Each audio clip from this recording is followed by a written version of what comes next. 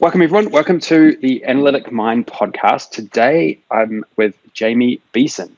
Now, Jamie has a really interesting background in data and analytics, and certainly I know has some good stories to unpack around specific initiatives around data and analytics within some of the organizations that she's worked in. So, why don't we just jump straight into it, Jamie? Why don't you just give us a little bit of an intro, a little bit of a background around, maybe where you worked recently, and some of the interesting things that you have been doing, and maybe where you're based as well, so the listeners know that too.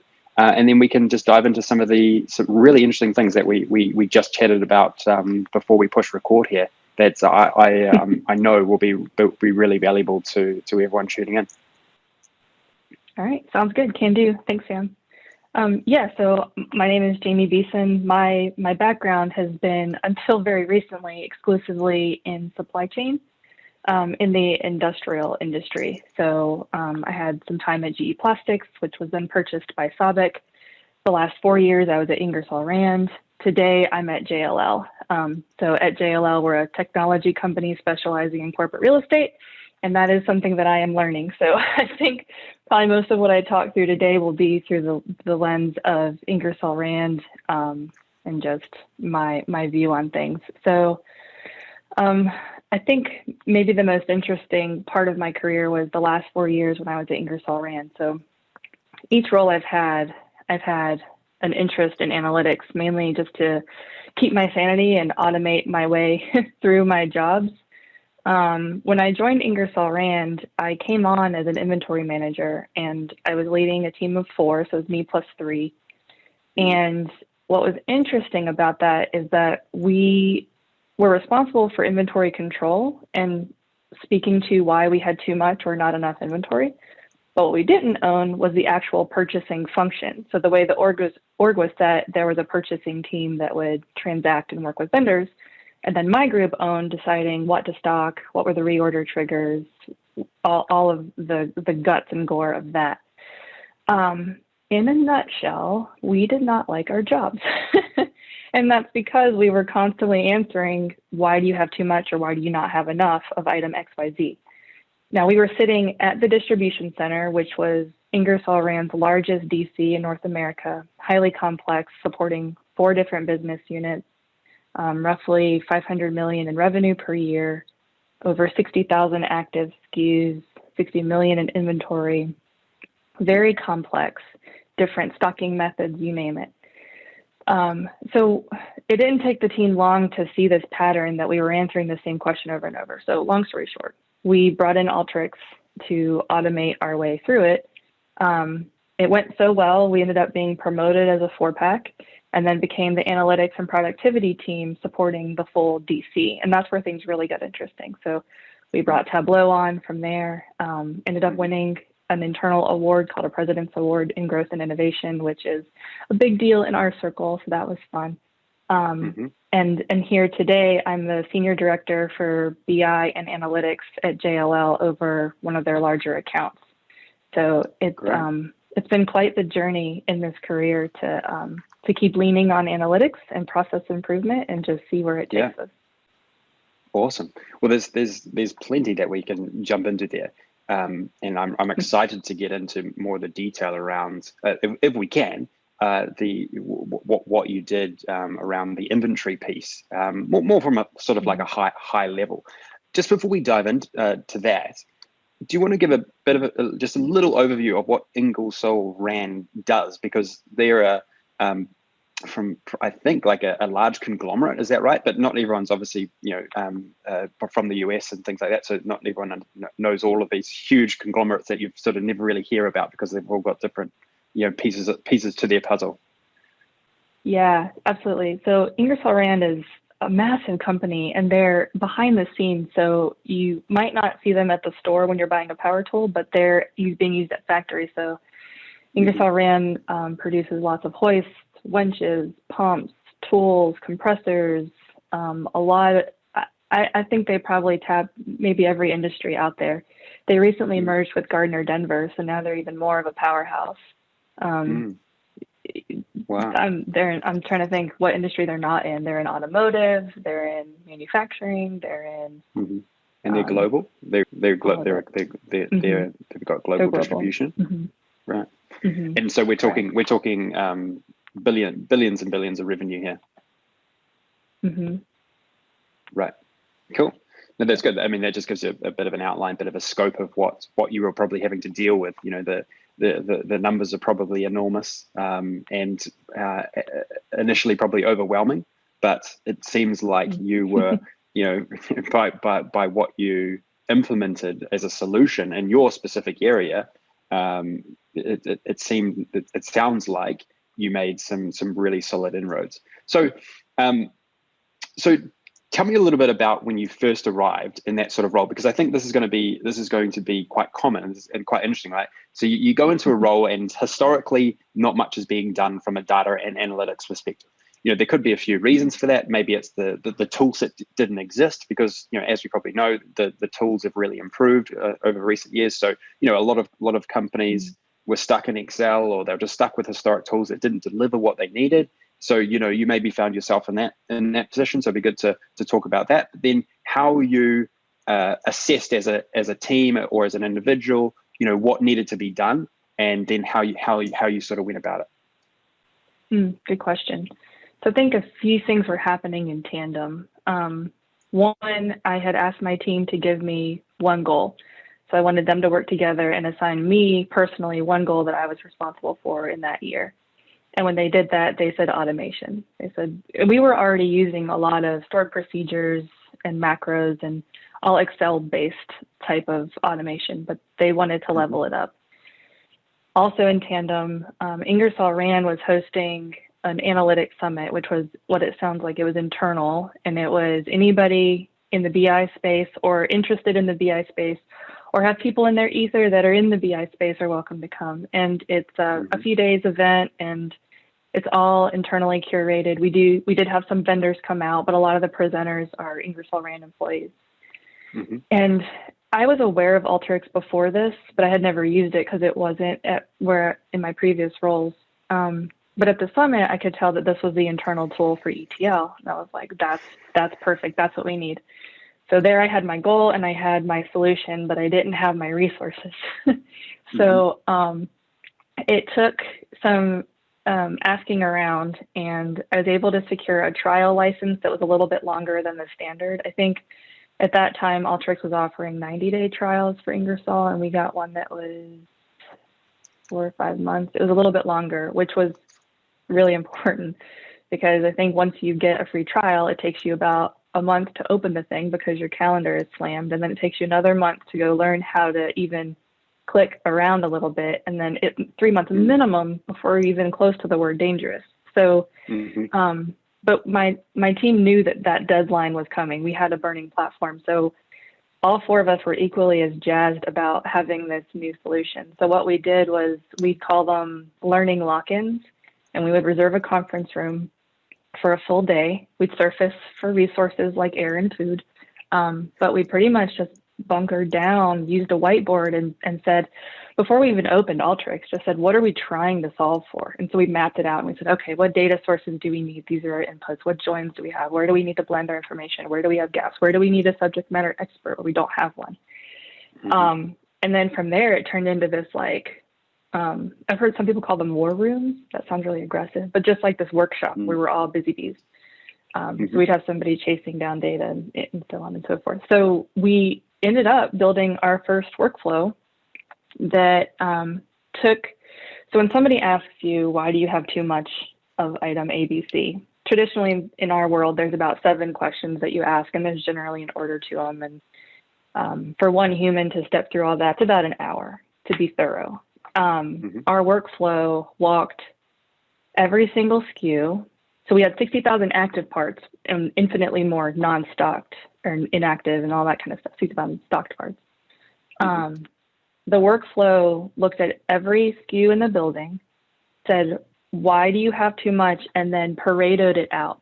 So it parsed it into buckets. So if you have 100 units too many, the workflow would tell you 20 of those units are because the forecast hasn't yet been achieved. 50 of those units are because you have a minimum purchase requirement, whatever. It would do that to every SKU in less than 2 minutes, which in the world of Alteryx is really slow. So we even optimized it later downstream, but that was what we did. So we could put these pages together for leadership, which I used the next couple of years in that role, was saying, you want to know why we have too much? We need to solve our minimum purchase issue, or our forecast is blah, blah, blah. So because that workflow was so successful, that was how we got our Alteryx licenses officially sponsored. And then we kind of just took off running from that. Yeah. Well, there's some really good takeaways here from what you've just described there, which I like, and I want to I think it's worth just sort of repeating them. The first thing I liked was how the organization as a whole had a summit. You had an internal summit to build engagement, and I think that is a super idea. So if you haven't, it's about sort of penciling in an event or a time or a day in people's calendars, or maybe even a couple of days in people's calendars to really drive initiatives in the data and analytics space. Maybe for a lot of large organizations where everyone's got their day jobs and they've got a lot going on, it's sometimes just too hard to get build this sort of wave internally of everyone engaged, like being super engaged in building out your data culture, building out your data initiatives, and putting a sort of a stake in the ground and saying, okay, we're going to have we're going to have an event, and then maybe a competition off the back of that is a really solid way, I think, to build that buzz across a wide array of different business functions and business lines, etc. So I think that is a super idea. And do you think that played a big role in spurring a lot of the ideas and initiatives that went on post that point? Yeah, what I'm about to say is going to sound very extreme, but I think that summit changed my life. I really do. Because right, you personally, yeah. Before that summit, so the theme, there were a couple of them, so a couple of years where they did the summit. The theme that year was all around getting people to acknowledge the term citizen data scientist, which was a new term for me. So on paper, my background's not in BI and analytics. On paper, I'm a finance and supply chain person. But my heart and soul always went out to analytics. And so that summit gave me the right, I could now articulate where my passions lie. I was now given the license to go and achieve these big BI dreams and goals without having a degree in mathematics or computing. So not only did it kind of light that fire and give me a green light to go chase it, but it told me what tools people were using. So I felt weaponized when I left, because I was like, oh, there's a playbook in my head now for what success looks like. So I got those things. I also achieved a lot of really strong relationships from that. Several people became my mentors over time that helped guide my future decisions. Like, I feel like that summit was where everything sort of started to click into place and cascade from there. It was a big deal. Yeah. No, I just love these small little nuggets that come out of these discussions, because it's not just, if you want to really make a difference with the analytics initiatives within an organization, it's not just about the tools, it's not just about the resources, it's about these other small things that you can do as an organization that can really that can really get things rolling. Can really start getting this the impact happening across a wide array, the buy-in happening, and I think that's how you get these sort of exponential returns in building out your culture around data, your culture around analytics. So I love that idea. I really think that is a truly powerful one. That's a lot of listeners will hopefully get some good ideas for themselves. Their own organizations, big or small, right? It's about we know, hopefully most listeners realize the impact you can get these days out of implementing a lot of the ideas and tool sets and strategies. So it's just about forming something to sort of kickstart it, or that's a way to certainly do that. I also like the learning lock-in idea as well, where again, you set time aside to prioritize what you're doing, because everyone has their day job, everyone has meetings going on, and it's just like when you set aside a training event. If you're going to get some training on something, with your analytics initiatives, you should also set aside 1 or 2 days where everyone sits in a room and just powers through a workflow, powers through how to set up a dashboard. Having everyone in the room, getting everyone's expertise together, I'm sure was truly valuable in that situation. Mm-hmm. And there's several schools of thought that all point to that being powerful. So Agile does something similar. Lean does something similar. They have rapid improvement, Kaizen events. Like it's very powerful when you're able to dedicate your focus to something for more than 5 minutes, especially in a collaborative space. Yeah, it was a game changer. And I think the other thing that's interesting to note is that I can see some people thinking, taking 2 days off my day job is just going to be too difficult. But the thing is, especially with some of the latest tools like Alteryx and Tableau and Power BI and ClickView and all of these great tools, you can automate so much of what you are probably doing as your day job historically. I mean, running Excel spreadsheets, creating macros. I mean, you can literally automate so much of that. So if you just take 2 days of your time, you're probably saving maybe 20 of the next year, because of what you've been able to automate. And I think you were mentioning earlier that you were able to take a 4-person job down to half a day for one person or something like that, just by this one initiative. Yeah, it's true. The inventory control automation that we put in place was more than just that one workflow. We ended up automating a lot of our department. So we took 4 people's worth of full-time work, parsed it down to something close to half a person, shifted that work back into the purchasing team. And that's where we were promoted as a 4-pack to go support analytics for the full DC. Wow. And so you didn't, no one was worried that they were automating themselves out of a job here. It actually worked out really well for you guys. You're able to take a process, which was, you're probably doing a lot of manual stuff, allocate it somewhere else, and then you're able to go off and do something else interesting. I was fortunate to have the right people on the team that had the mindset where automation is good, where if we automate our way out of this job, then we just do this new thing. So in the world of lean, there's 7 types of waste, and lately they added an 8th. It's my favorite, and it's talent. So they're formally saying that talent can also be wasted. So if you have somebody with a passion for ETL or a passion for data architecture, engineering, or mathematics, whatever that is, and you've got them acting as a report junkie, refreshing Excel or chasing or whatever it is, you are wasting that resource. So I was fortunate that I had a team that had a skill set that we were not tapping into. So we were happy to automate our way out of that so that we could go do what we really wanted to do and add new ways of value for the company. And that's where the innovation award came in, because we had the license to innovate, and we did. Yeah. Well, I have mentioned this on a couple of earlier podcasts. Once you, and it'd be interesting to hear your take on this. Once you actually dive into the automation and you dive into the analytics that you can achieve, you almost start to see this blue ocean of other opportunities, other optimizations that you can make in so many different areas. It's just almost endless what you can achieve once you actually know what's possible. Agreed. And to echo on pausing to learn or develop, I mean, in this particular career set, this probably applies to a lot of other careers, but I can speak to this one in particular.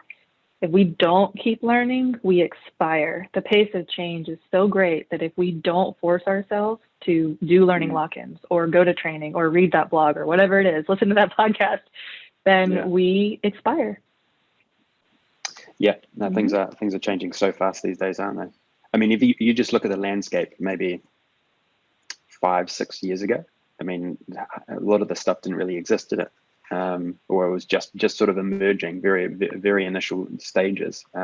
but now it's the acceleration.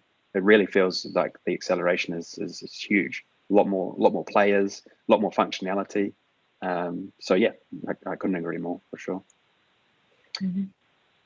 Would it what I think would be next good to just elaborate on a little bit is Alteryx. I want to know a little bit more about what you were able to do with Alteryx at a high level. You know, what are the automations that you could do with this tool, and what it was able to do better than what had been done historically.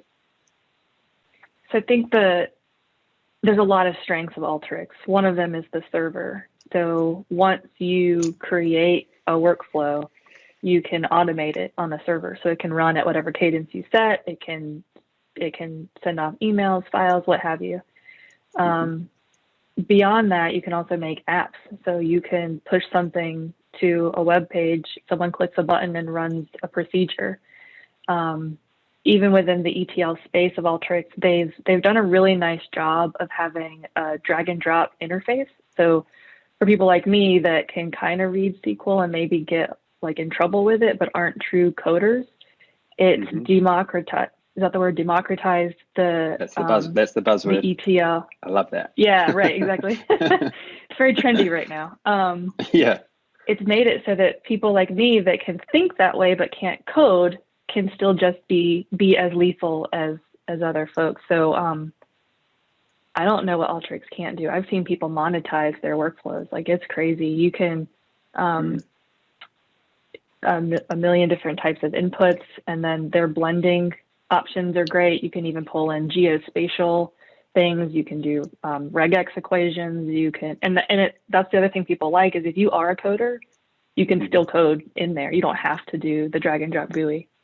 It also has some reporting features. I mean, it's great. I'm not as fluent in Power BI, but I did do a one-day workshop to just do like a crash course so I can know what's out there. And based on the flash that I saw, at least, Alteryx is much more in depth when it comes to ETL. And like I said, server lets you automate as well. Yeah, obviously my expertise is sort of more in the Power BI. That's what we focus on with Enterprise DNA. But Alteryx has been around for a little bit longer than, well, actually Power BI has been around for a long time, but not in its latest version. But Alteryx is, from my understanding, this immensely powerful drag and drop ETL tool where you can bring huge amount, any sort of data source sets from a range of different data sources, all together, mash it up, run some evaluations and calculations and logic, and then spit out a refined data set, optimized data set, do potentially some machine learning algorithms or custom functions on the data, and then you can then do something. You can spit out some reports or alerts or whatever off the back end. Is that kind of right? Yep, exactly. Yeah, I didn't even mention that. There's definitely some predictive and prescriptive options in there as well for modeling. Yeah. Power BI does have an equivalent in terms of what they call the Power Query Editor, and this is actually a really powerful application that sits in behind Power BI. It's actually quite hidden. It's like the hidden gem of Power BI. And it can do a lot of that. It can do a lot of it, maybe not all, but there's probably a bit of overlap. But it is something, for those Power BI listeners out there, the query editor has got a lot of functionality as well that I think, maybe it doesn't have, is not as focused on ETL as probably Alteryx is, but it does have a lot of the functionality there. Because I presume when you use Alteryx, you also use like Tableau as the visualization tool. Is that generally how it works? So the way I say it is that Alteryx is the kitchen you cook the food in, and Tableau is the plate you serve it on. But you don't have to have both, but they really are like peanut butter and jelly. So if your end goal is a spreadsheet or a new database, is probably a better answer, then you could probably stop at Alteryx. But if you're trying to stand up a visual dashboard or something that your audience can digest and you want to story tell with it and you really want to make it stick and you're trying to walk somebody through this journey, Tableau is the way to go from what we've seen. And they pair well together, so their inputs and outputs go well. Yeah.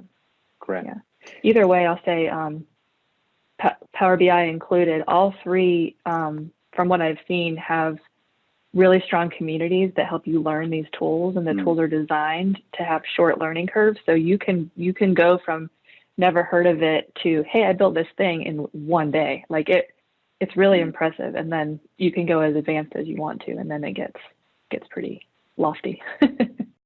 Yeah. I know that's one of the, well, as you said, they are democratizing this ability to, make such a huge impact, create a lot of value out of sort of data as your raw commodity, or your raw asset. So yeah, I couldn't agree more. And that's why I think they are having, that's why they are growing so fast, and why they are having such an impact. How so maybe break down a little bit how you built your workflows in Alteryx, and then so how did you distribute it? How did you effectively showcase to the right stakeholders what you had done to impact their decision making, to generate that value within the organization? Good question. So a lot of it was behind the scenes. So there wasn't too much stakeholder engagement on that side because we were just doing our own jobs, right? And that's all they needed. However, the premier workflow that I mentioned earlier around inventory stratification, that one was easy to publicize. So specifically to Ingersoll Rand, they have standing whiteboards all over the distribution center and their offices. It's the same way. And that's how you report your KPIs. So they have daily, weekly cadences where the teams will huddle around the whiteboard, review their metrics, look for the red, talk about it, so on and so forth. So inventory had its own board. And so there were certain things that we were tracking, and we had a whole bunch of Excel printouts, right? It's so crazy to talk about printing data to me, but this is the process. So when it came to inventory, when we had this stratification, we could print 4 different views one per business unit, and then leaders could walk up to the board and see everything they needed to in one snap. And then that would be my platform to brag about what the team had done with our learning logins and how this was our first workflow and how we were so excited about it, and how it only took like less than 2 minutes to run this, and it stratified every item. Like I would get all soapboxy about it on any time I had the chance. And then eventually when we were promoted, and so I should also say that I had a very strong ally through all of this. So my manager was a very strong advocate for analytics and BI. He was also pretty savvy. So he knew what he was betting on with us. So when he promoted all of us and we brought in Tableau, that's where things started to get really public, I would say. So we had, I won't talk about all of our builds, but some of the cooler ones were, we had a display that was on a giant TV screen above the picking cell. And for those that aren't familiar with distribution, pickers literally go pick product off the shelves, and then it will get packed and validated and shipped and things like that. So we had one over the picking cell that it was a Tableau dashboard, and each person's little icon was a tiny little fork truck, and it would scoot along the screen, and it would change colors based on how they were performing to target.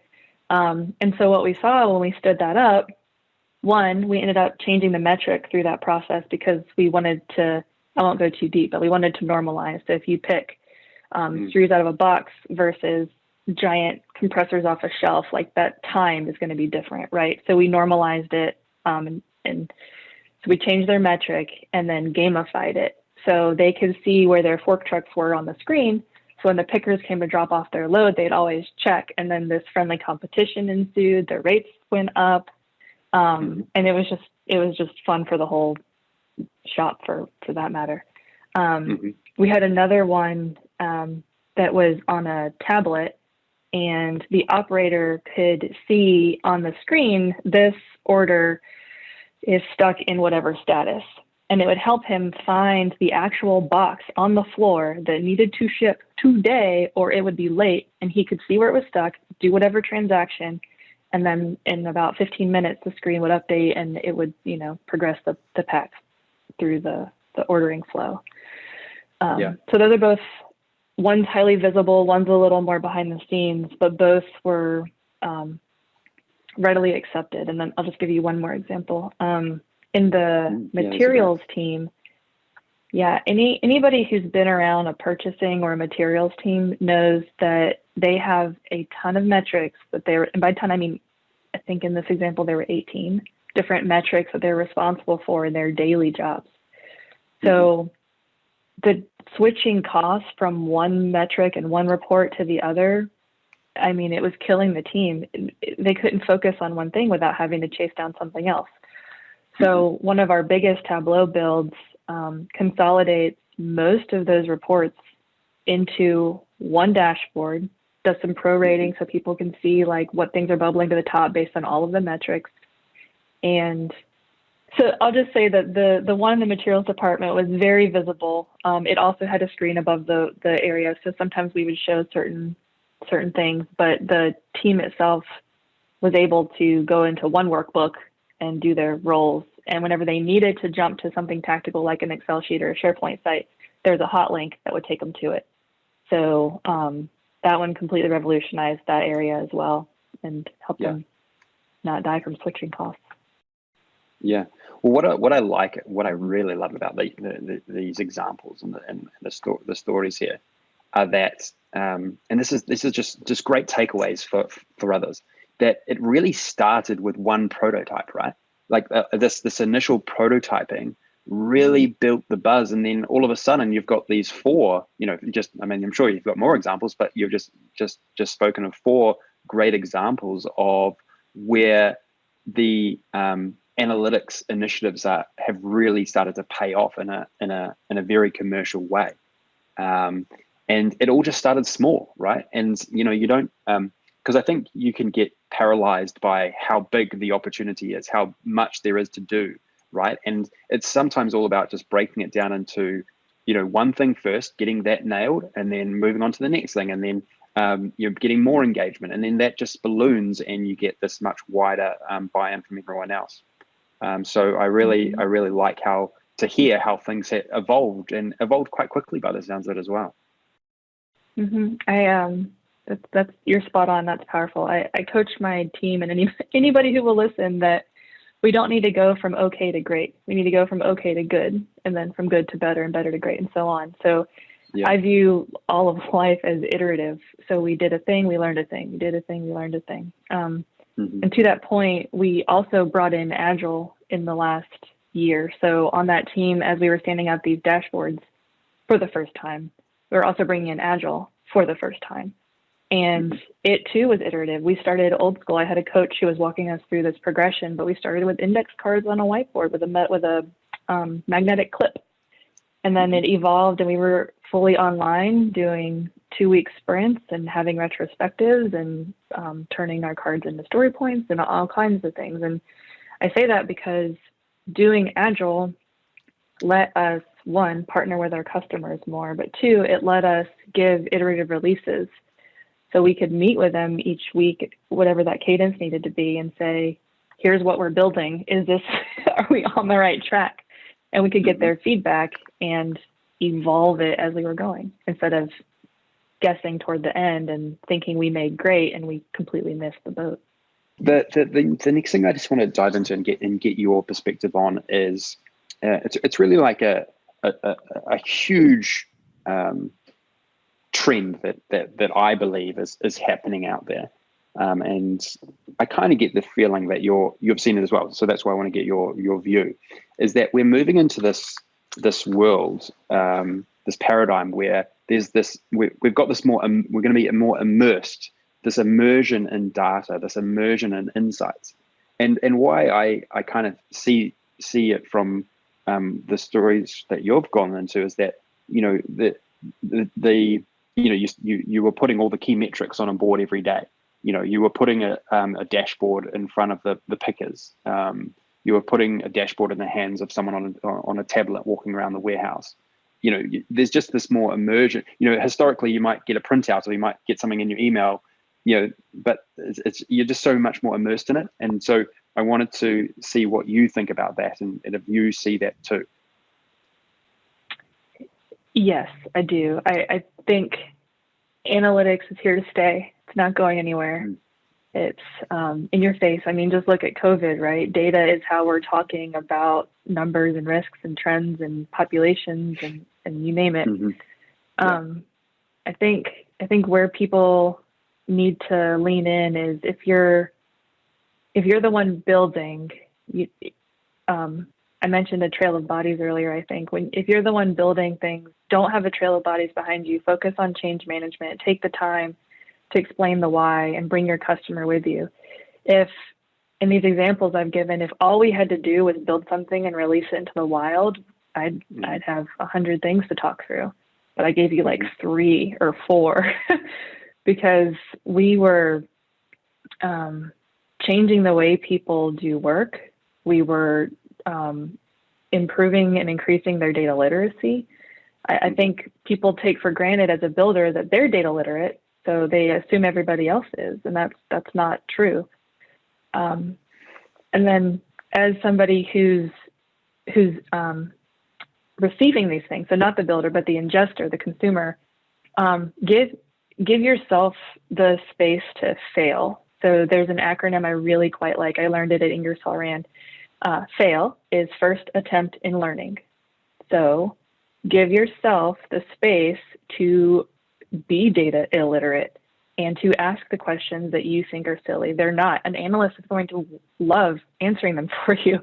The people with that mentality thrive off helping others and answering questions. So you're not going to look dumb. They're going to be excited that you're trying. So I would say as a consumer, try to leave some space for yourself to learn this new world that we're all trying to figure out together. Do you have any tips for teams and organizations trying to lift the data literacy of everyone? Good question. I do not have a silver bullet. I think it comes down to partnering on the ground level, but you also need a leader at the top driving a strategy, and then in the middle is where the answer is. So in my old world where we were working with operators and our customers and building things alongside of them and answering their questions and setting up trainings and all of that groundwork change management, you can't skip that. I don't know how you would possibly fast track that without burning people in the process. But at the same time, you need somebody at the top driving a strategy, sponsoring things. BI is not cheap. It's cheaper than global ERP systems, which I think is why BI is so popular. Instead of trying to roll out one system that's integrated globally with all things, you put BI as the hub in the middle and it connects to all the spokes, right? It's more nimble, more affordable, more scalable. So those are my thoughts. You definitely need somebody at the top that's driving I like to call it the Polaris, like what's the North Star that we're all working toward? Are we all in the same canoe? Yeah, no, look, I really agree with that. And it's you definitely get this. When I was working in some large organizations, a lot of the executive level themselves aren't totally data literate. So you do have to do some convincing there. Because they haven't really, in a lot of cases, because they're older, they haven't really lived in this world of these tools and what's possible, etc. So there's almost some selling and marketing that you've got to do internally to showcase the value. Usually, what I've found historically, and it'd be interesting to see if you found this as well. If you can put a fancy dashboard in front of someone that enables them to really drill down into some insight that they've never seen before, that usually is a wow moment and gets a lot of buy-in then and there. Agreed, with one caveat. It has to be something that doesn't surprise them too much, because part of what you're solving for is trust. So at the high level, they're on the hook if something goes wrong. and you're feeding them this new thing, and they can't see behind the scenes anymore. It's not an Excel sheet with formulas they can see. So yes, there is a lot to be gained when they have that first aha moment, but you don't want it too shocking to where they want to poke holes in it and don't trust what you're showing them. Yeah, that's a good one, because you also don't want to show them something that isn't positive. That's another the one that can catch you out. You usually start with some sort of positive insight that showcases how much you're going to increase profitability or something like that. Something rosy, yes, something safe, something that's more of like a proof of concept. See, this is what we could do. Yeah, exactly. And I don't mean that to insult the higher ups. If I were in their shoes, I'd feel the same way. We in a past role, they tried to roll out this. I don't want to get too detailed, but they tried to roll something out I didn't agree with because I didn't understand how it worked, and I became the one that they had to sell. And by sell, I mean make me understand. Like, I refused to sign off on a black box. I'm not putting my name on something I don't understand. And these leaders feel the same way. They want to know how it's made, and they want to know that they can trust it. And they might be on the hook to articulate it too, which I imagine would be quite terrifying if you weren't in the room building these things and now you have to explain where it came from. So I see why they'd be a little hesitant. Yeah, no, that's great. That's really, really good insight. Well, why don't we just dive just to round off the episode, because I mean there's been some great stuff we've talked about. So I've been loving hearing your perspective on many things. So you've moved to a new organization, and I presume you're dealing with a different scenario, but you're trying to implement a lot of the expertise into this new area. So do you maybe want to just touch on that a little bit and maybe some of the interesting high-level things that you're doing there? Absolutely. So I'll tell you, I wasn't looking to leave. I know people say that, and that's what happened to me. I was scooped up because this job was too good to be true. It's exactly what I wanted to do, and that's because that thing I articulated a second ago around you need grassroots and you need leadership, that's what JLL is doing. They have a global business intelligence center of excellence, so a BICOE, that works with all of the accounts to stand things up that are, best practices, standardization, knowledge sharing, talent sharing. So the way JLL works is different companies will hire them to do their corporate real estate items, which could be purchasing land, helping with their leasing agreements, facilities management, everything from construction to huge mega sales and everything in between. And I've just lost my train of thought. That's all right. Ask me the question again. You were talking about how you're working with customers. It's back now. So JLL has all of these accounts, which can feel very isolated and siloed. So this new COE is meant to be that glue and create cohesion. So you could have one account that's making dashboards that solve for these questions this particular client is asking. And you could have another team doing the same exact thing unbeknownst to each other. So JLL is getting pretty smart, and they're trying to put all that together. Obviously not sharing information from client to client, but more sanitized dashboards. Here's the overall metric they're trying to solve for. Here's what it looks like. Here's our color palette. And then I was referencing talent when I lost my train of thought. So the COE is also making it so that between accounts, if people want to grow their career or go learn a different service line, they can. They don't have to leave the company. So it's solving for a lot of the problems I was quickly seeing in my old roles around analytics and BI and setting this grand strategy. So far from what I've seen, JLL is doing it correctly. That's great. Yeah, you mentioned a couple of things there that's quite interesting. One is, I think, and this is probably similar to many organizations, there's a lot of duplicate effort because of these sort of silos that everyone's been in, and that is a function of a few things, I think. And one of those being just, the tools just weren't there. The tool set wasn't there. The suite of tools wasn't available. But I think the other thing that I really like as well is that, the organization, it sounds like the JLL has recognized that having some sort of central authority, some sort of central governance around this really impactful strategy around analytics is the way to go.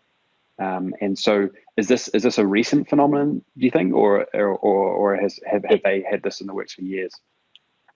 It's new. So the person I backfilled used to report into the account, and now I report into the COE. So I dotted line into the account. I'm still responsible for standing up BI on our account, but I solid line into the COE, which I think, based on what I've seen, is the next brilliant move to make. We reserve the right to be smarter a couple of years from now than we are today, but I think this is the best strategy to test out for now, is to create that cohesion.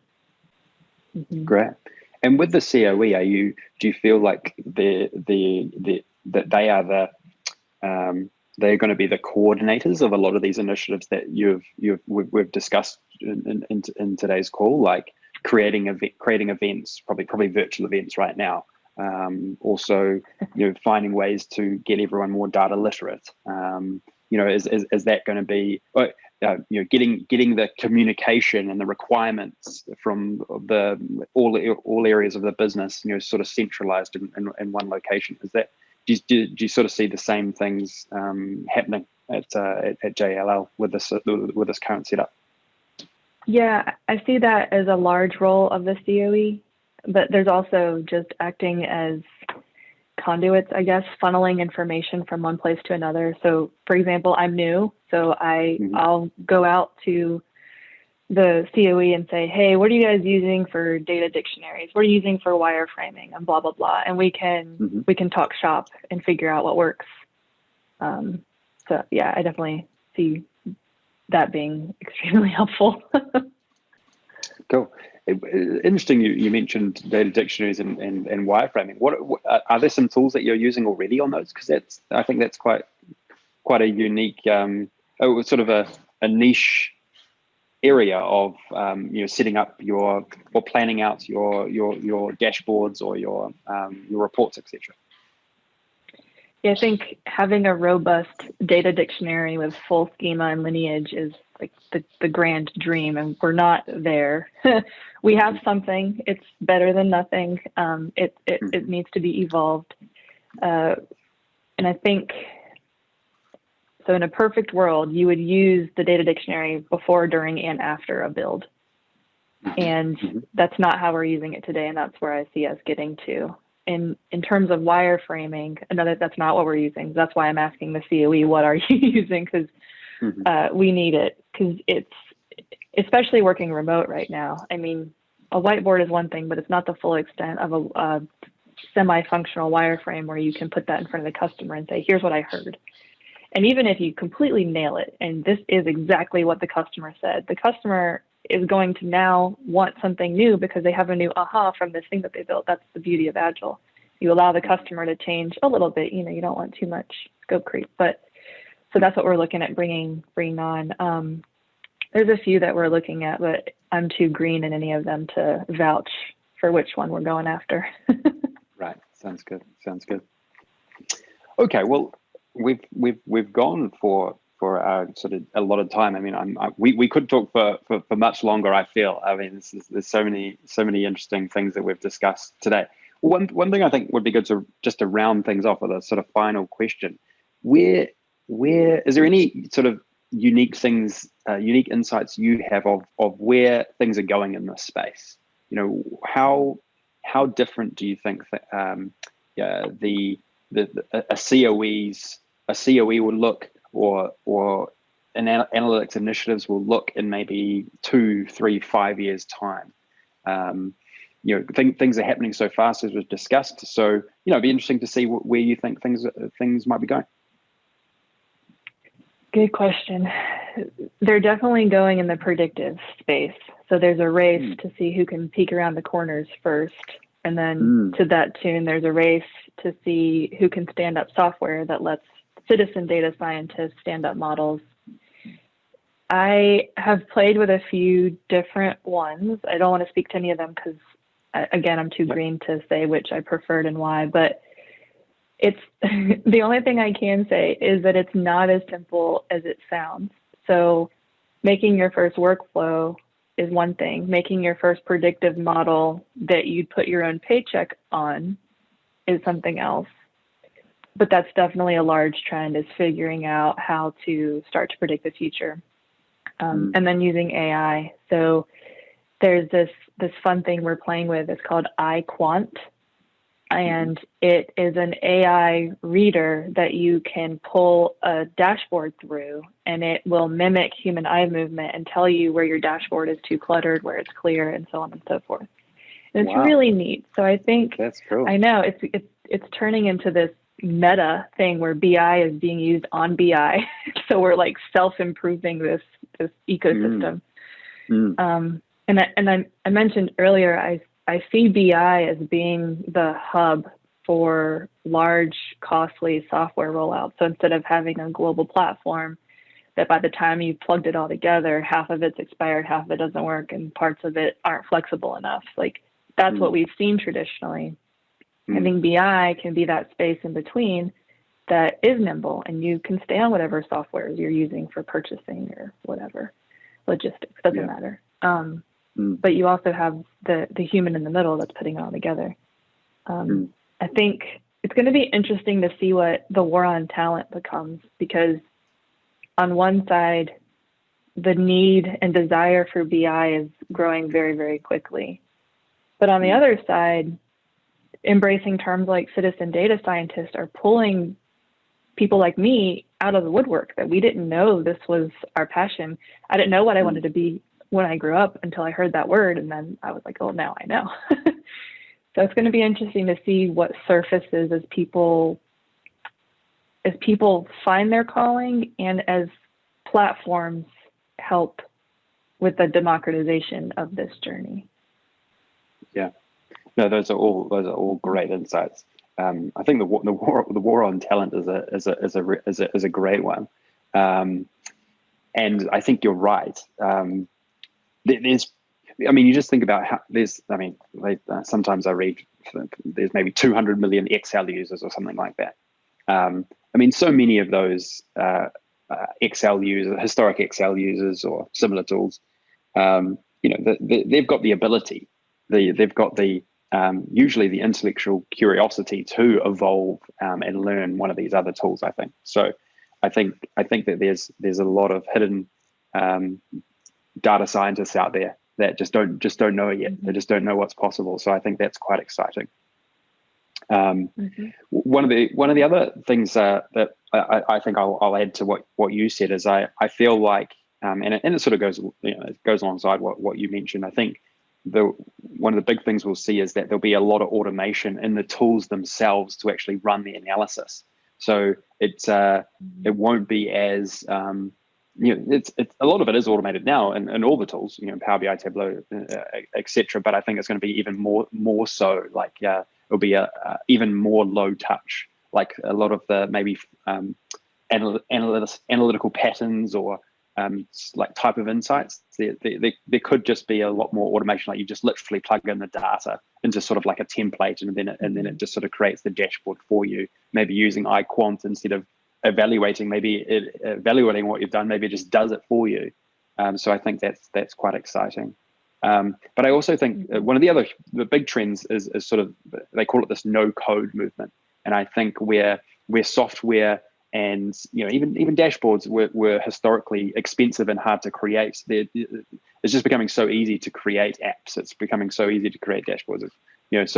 I think that's just going to continue more and more. So maybe that we're basically saying the same thing, right? Just using some different terminology.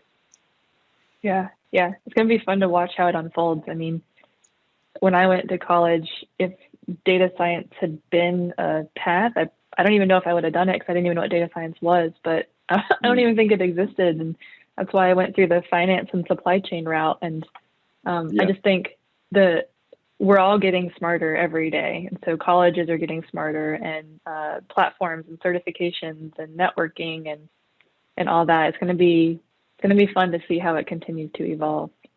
It's going to happen quickly, and it's going to keep happening quickly. Yeah.